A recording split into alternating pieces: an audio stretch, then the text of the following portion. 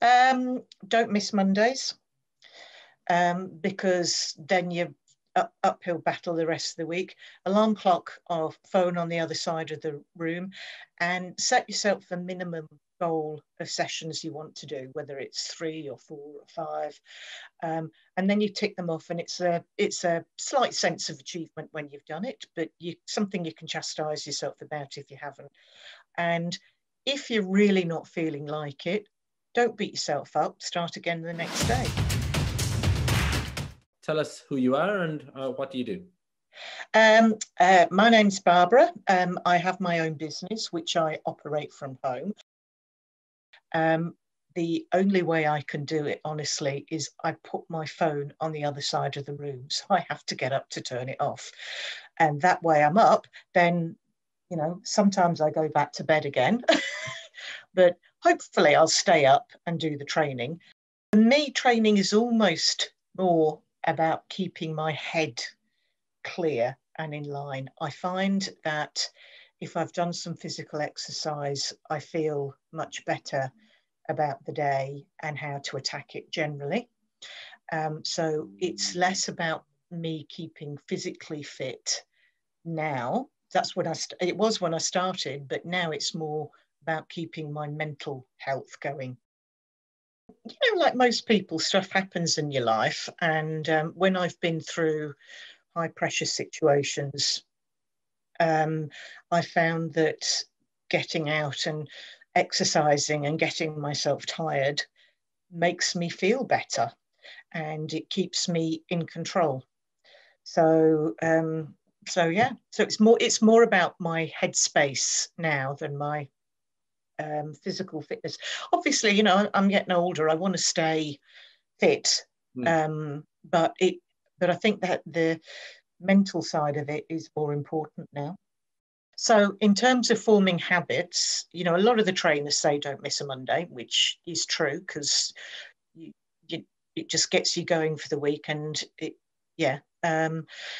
in terms of eating, I've learned an awful lot more about food, and it's not just about cutting down calories, and it's more about food combining.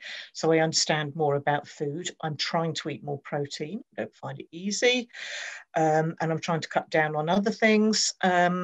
So in terms of my knowledge about stuff, it's much better. And there is a level of accountability that I haven't had with other fitness training. You know, if I miss something, someone will give me a call and say, you know, what's happening, you okay? And that's nice. It's nice to feel part of something.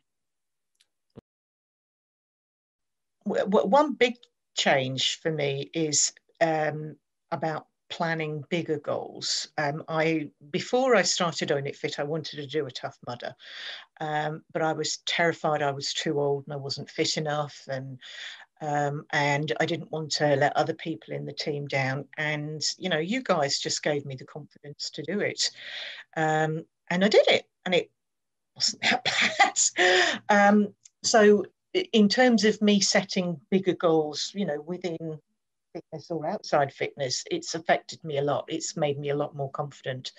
In terms of shorter term goals, look, I just think the name, it's my responsibility, and I've just got to get on with it. And, you know, taking responsibility for being overweight, it's a great thing. You know, my biggest problem, look, I've done some form of training for about 10 years. And I've done it in gyms. I've done it with groups of friends. I've done it with other outdoor training groups. I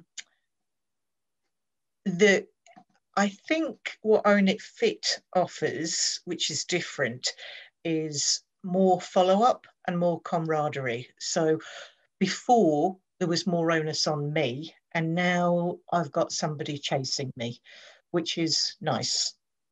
That it's you know, after 5 years, it's fun and it's different, and you know, I can think of 3 times I've probably done the same programs over that 5 years. Fabulous. So that reinvention and keeping things fresh is phenomenal. Be confident that you can do it, because you can. It's set up in bite-sized pieces for people to be able to do, and it stretches you, and that's a good thing. But don't go into it thinking you can't do it, because in a week or so you'll be doing it. You just got to think you can.